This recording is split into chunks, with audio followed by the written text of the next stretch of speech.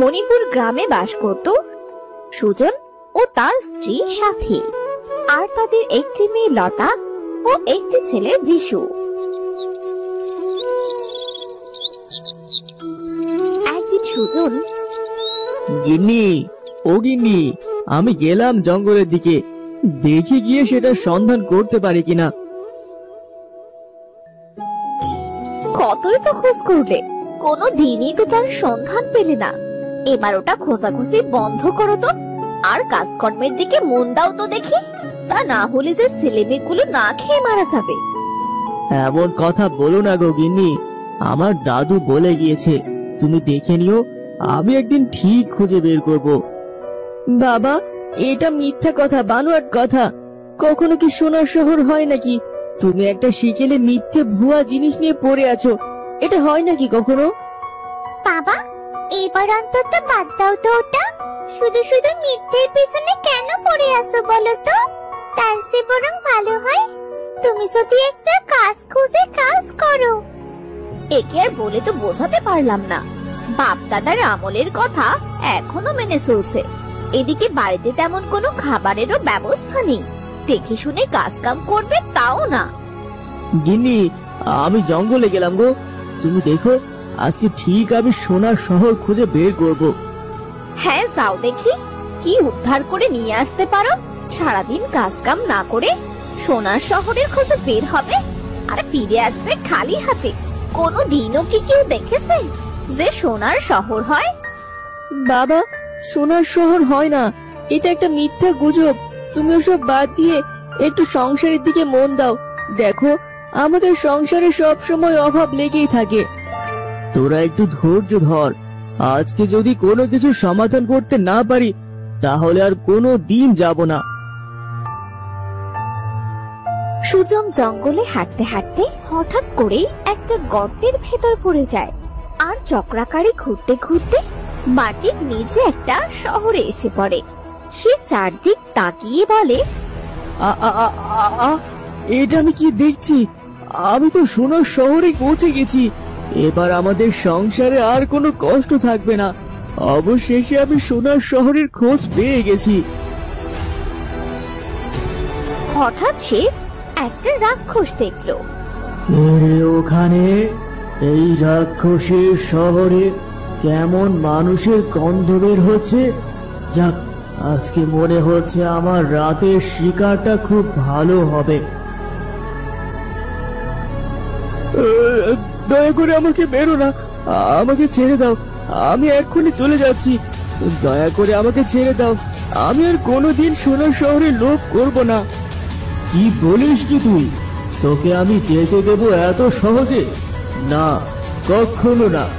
আমি তোকে এখানে বন্দি করে রাখবো। এই বলে রাক্ষসটা জাদু করে সুজনকে বন্দি করে রাখে।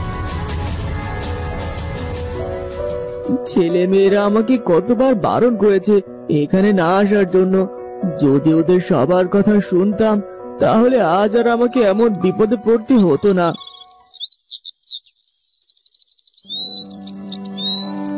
মা, ও মা, বাবা তো এখনো বাড়ি ফিরে এলো না। সন্ধ্যা তো হয়ে গেল, বাবার আবার কোনো বিপদ হলো না তো? ভাই, আমার কেমন যেন ভয় ভয় করছে। বাবা কোনো বিপদে পড়েনি তো? আমাদের বাবা তো অন্যদিন এতক্ষণে বাড়ি ফিরে আসে। কতবার বারণ করলাম তুমি ওসব বাদ দাও তো, কিন্তু কে শোনে কার কথা? এখনো তো বাড়ি এলো না, আমারও তো খুব চিন্তা হচ্ছে। মা, বাবা, তোমরা সারা আমাদের দু ভাই বোনের তো আর কেউ নেই। যদি তোমাদের কিছু হয় তাহলে আমাদের কি হবে? এভাবে তাদের রাত কাটলো গভীর চিন্তায়। মা, ও মা, কোথায় তুমি? আমি গেলাম গো বাবাকে খুঁজতে, তুমি আর বোন বাড়িতেই থাকো। ভাই, ও ভাই, আমিও যাবো তোমার সাথে বাবাকে খুঁজতে। চলো না, আমরা দু ভাই বোন গিয়ে বাবাকে খুঁজে আনি। তুই আমার সাথে যাবি বোন? তাহলে চল, আমরা এখনই বেরিয়ে পড়ি। না জানি বাবার কত কষ্ট হচ্ছে, আমার বাবা কোথায় কেমন ভাবে আছে তা কে জানে। সাবধানে যাস বাবা, যা তোর বাবাকে খুঁজে নিয়ে আয়। সোনার শহর খুঁজতে গিয়ে না জানি কোন বিপদ ডেকে নিয়ে এলো।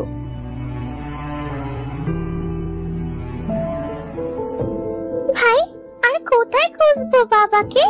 আমরা তো জঙ্গলের অনেক গভীরে চলে এলাম, এখনো তো বাবার কোনো সন্ধান পেলাম না। আমি তো আর হাঁটতেও পারছি না ভাই। চল সামনে গিয়ে একটু জিরিয়ে নেই, বাবাকে না পাওয়া পর্যন্ত আমাদের বাবাকে খুঁজতেই হবে।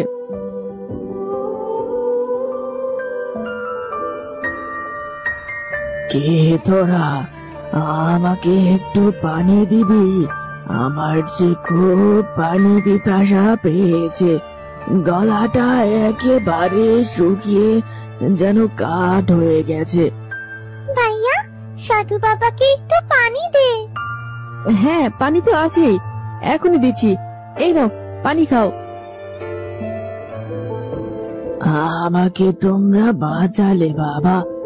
আজ 2 দিন পানির জন্য এখানে পড়ে আছি। পিপাসায় যে আমার হাঁটার আর কোনো শক্তি ছিল না।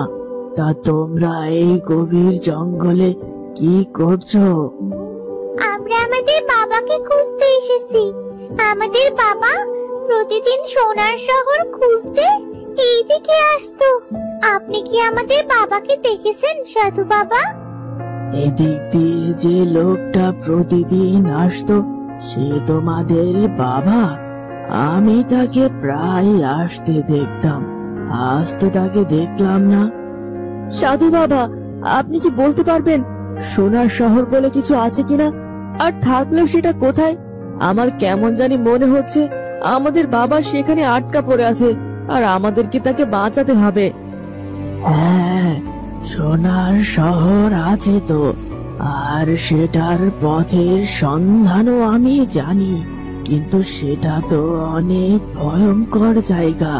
সেখানে সব রাক্ষসরা থাকে। সাধু বাবা, সেখান থেকে আমার বাবাকে মুক্ত করার কি কোনো উপায় নেই? আপনি যদি জানেন তবে আমাদেরকে বলুন, আমরা আমাদের বাবাকে মুক্ত করে আনবো। আমি সোনার শহরে পৌঁছানোর রাস্তা বলে দিচ্ছি। তোমরা আর একটু সামনে গিয়ে একটা গর্ত দেখতে পাবে।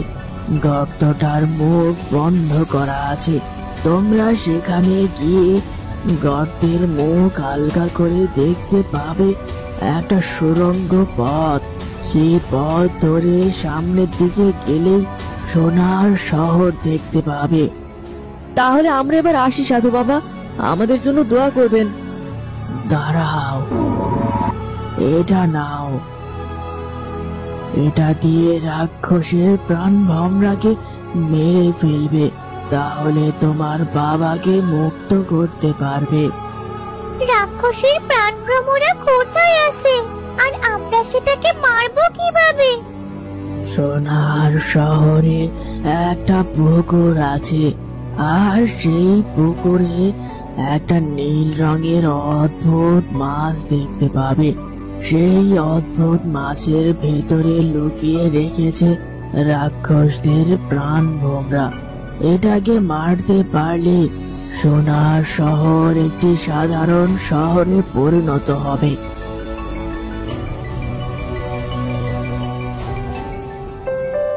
ভাই, ওই দেখ গর্তের মুখ। চল আমরা ওটার কাছে যাই, আর সোনার শহরে পৌঁছে আমাদের বাবাকে মুক্ত করি। হ্যাঁ, তাড়াতাড়ি চল, বাবাকে দেখবো। জানি না বাবা কত কষ্টে আছে, না জানি রাক্ষসটা বাবাকে কত কষ্ট দিচ্ছে। আমাদের বাবাকে যেমন করে হোক মুক্ত করবই। বাবাকে বাঁচাতে যদি রাক্ষসের সাথে যুদ্ধ করতে হয়, তাহলে আমি তাই করব।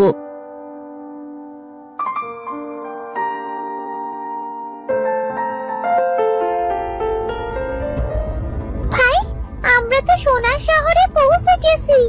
এখন আমরা কোথায় পাবো বাবাকে? বোন, ওই দেখ, ওখানে কিছু একটা দেখা যাচ্ছে। চল আমরা ওই দিকটা যাই।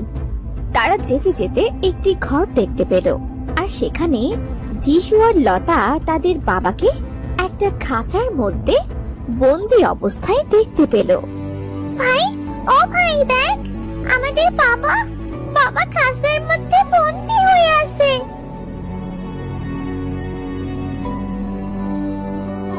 বাবা বাবা তোমার এই কি অবস্থা করেছে রাক্ষসরা? তোমাকে আমরা কতবার বারণ করেছি, তুমি কারো কথা শোনোনি। এখন তোমার কত কষ্ট হচ্ছে বলো তো। থাক বোন, আর বলতে হবে না, যা হওয়ার ছিল তাই হলো। চল আমরা ওই পুকুরের কাছে গিয়ে সেই নীল রঙের অদ্ভুত মাছটা খুঁজে আসি, তা না হলে রাক্ষসরা আবার কখন জানি চলে আসে। হ্যাঁ হ্যাঁ বাবা, তোরা তাড়াতাড়ি যা, রাক্ষসের আবার ফিরে আসার সময় হয়ে গেছে।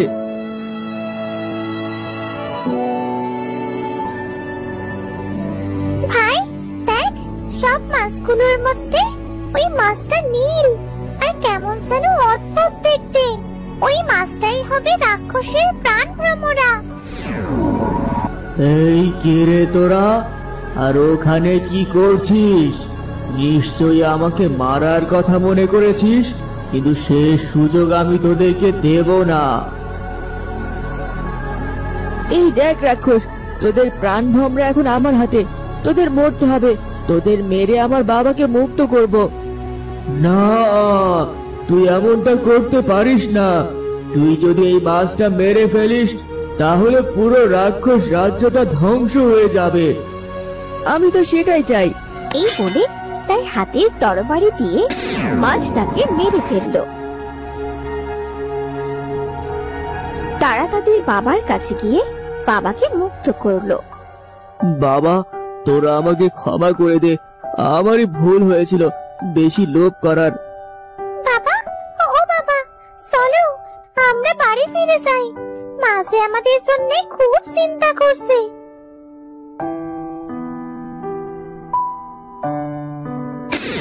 রাক্ষসদের রাজ্যটা ধ্বংস হয়ে গেল। সোনার শহর একটি সাধারণ শহরে পরিণত হয়ে গেল। যিশু আর লতা তাদের বাবাকে নিয়ে বাড়ি ফিরে আসলো, আর তারা সবাই মিলেমিশে সুখে শান্তিতে বসবাস করতে লাগলো।